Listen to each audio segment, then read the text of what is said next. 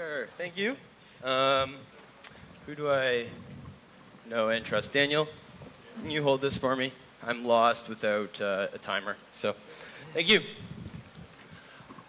So I've already been introduced, so I will skip that part. Hello, everybody. I'm going to talk to you today about Mythril. It is a static analysis tool that we're developing. Yeah, I like that, right? Okay, thank you. Higher. Yeah? It's like right on my face, right?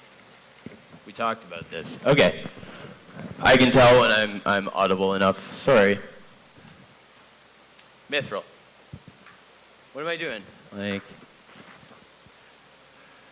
thank you for your patience.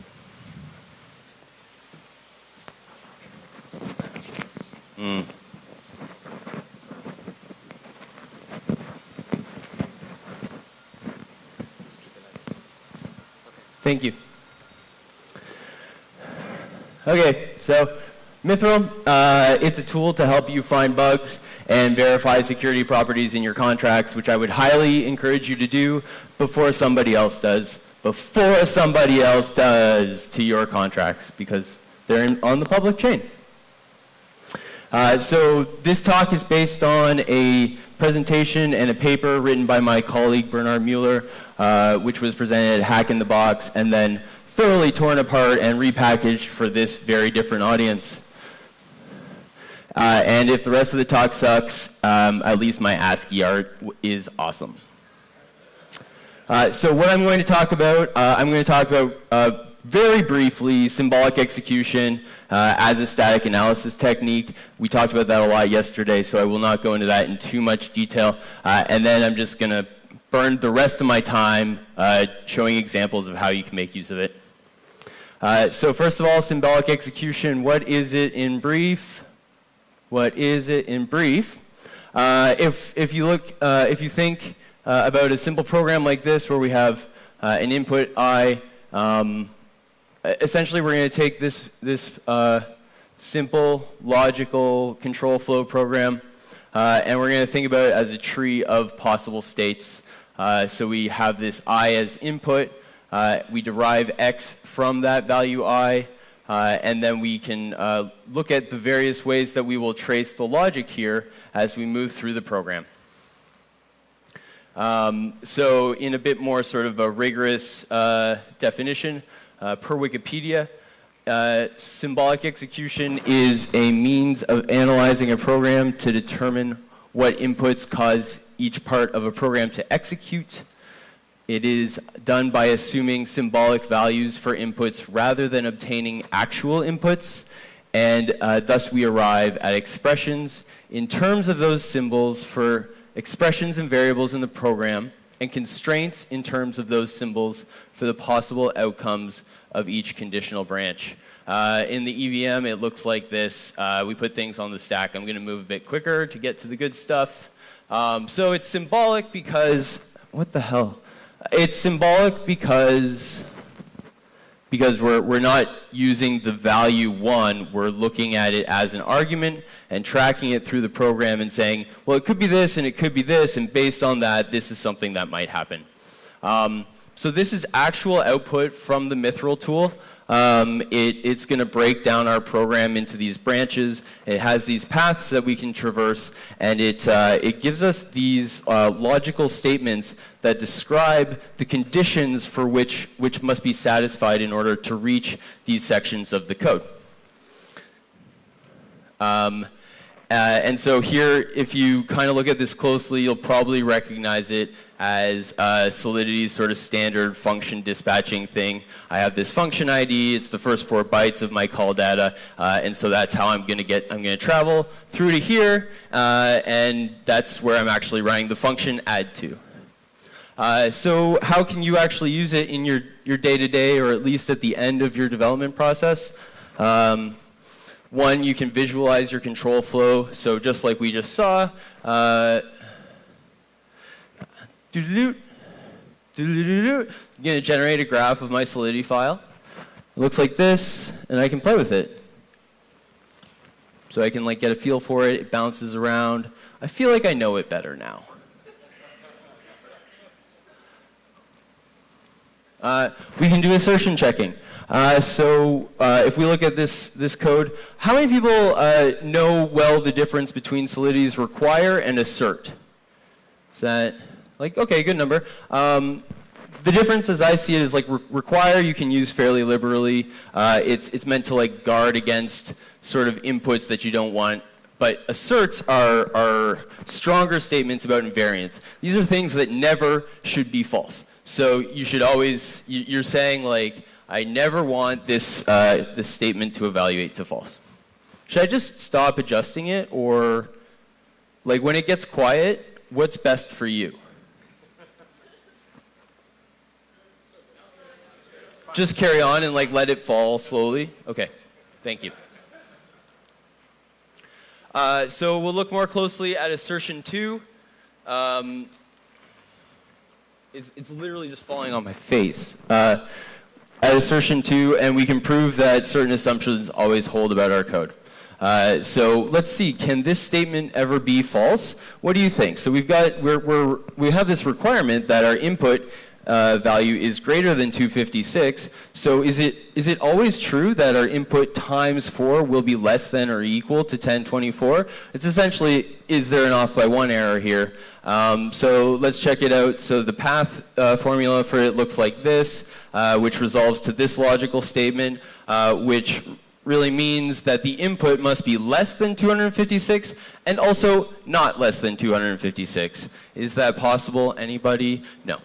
All right, so this is how we can do that analysis with these commands. And so what we see is that an exception is triggered for this location in the code, which is line 4. So it's there, but actually down here we never have that situation. So we feel good about ourselves. So more complex path formulas. This is an awesome challenge.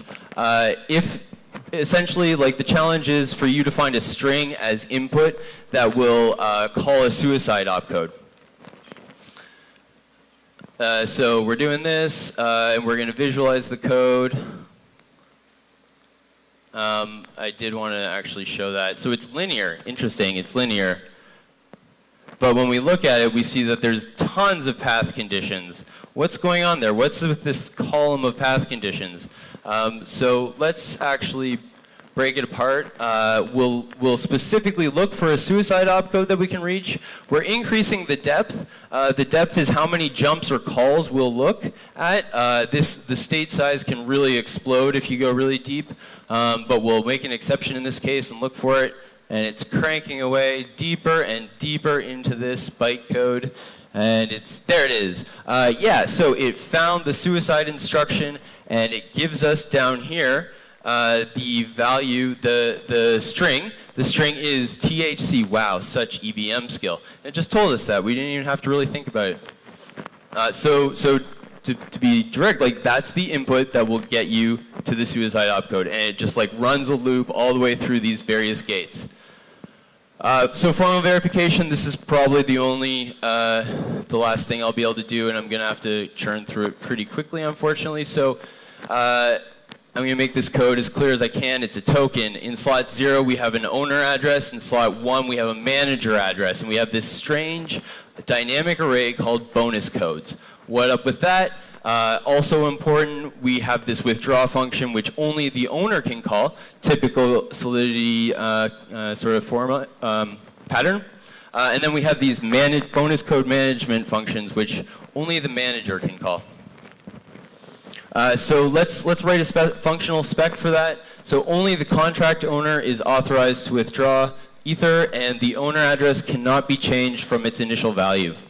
So there's a bit more formal writing of it. And so we can now write a script, import some Mythril libraries, pull in our Solidity code, and then what we're going to do is we're going to crawl through all the nodes. Laser will split it up into the various nodes of the program. And it's going to look for inputs that lead to a storage writing operation, which is always, a bit of a risky place in your code. And then it's going to say, okay, can we get there and have the top stack value be 0, which means that we will be able to write to the 0 storage address where our owner address was. So let's look for that. And here's the output. And yes, we can. We find that these 2 inputs will actually allow us to achieve that. So how did this happen? What we see here is that this is actually always true. This is a tautology. It's a pointless thing to check for. Yes, positive numbers are greater than or equal to 0, or integers are greater than or equal to 0. And so then what happened, we actually underflowed the length. We said, what's 0 minus 1? Turns out it's a tremendous number. And so that means that this array, this bonus codes array, we can actually just write to any location in that array, which means we wrap around. I don't have time to go through this thing, but we wrap around and we overwrite the owner address, and we own the contract now. Reentry. Have you guys seen this in the past week? Reentry, yay. So it is interesting to define it more clearly for the sake of static analysis. We make an external call to a user-supplied address with high call gas. So that's something that we find risky.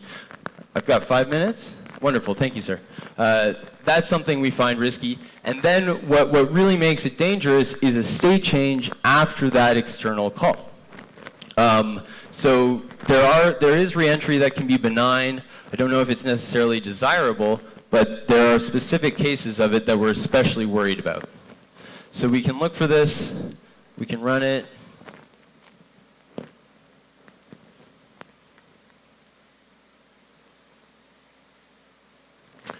Mythril, that's X is for an analyze, and it does in fact find it for us. The return value of an external call is not checked. That's dangerous is essentially what it's saying. And notice, that was just a command line. It was just right out of the box. It's going to check for reentrance for you. It's just myth-x your contract. It's dead simple, and so it's easy to get started. But then you can do these more sophisticated analyses, as in the formal verification example. Just a couple sort of more sugary fun features.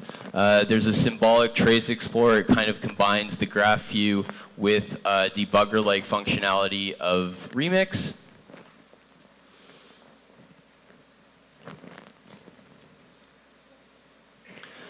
And not yet, but what we will eventually be doing is enabling you to click on a branch in the code that you think is interesting and say, how would I get here? So you can actually just zero in right on those places within the code that are really high risk. And it'll solve for that. We've also have plans to develop or create developer tools for you to make this easier. So it's going to be really pretty one day.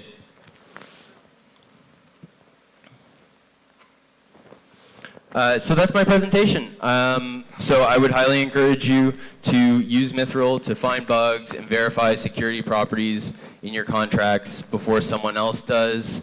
If you found this interesting, there's more information here. Please check it out. And we'd love, if you're interested in this stuff, please come join us, build this, or help us use it to break other people's contracts. It's really, really fun. Of course, please come talk to me afterwards. Thank you.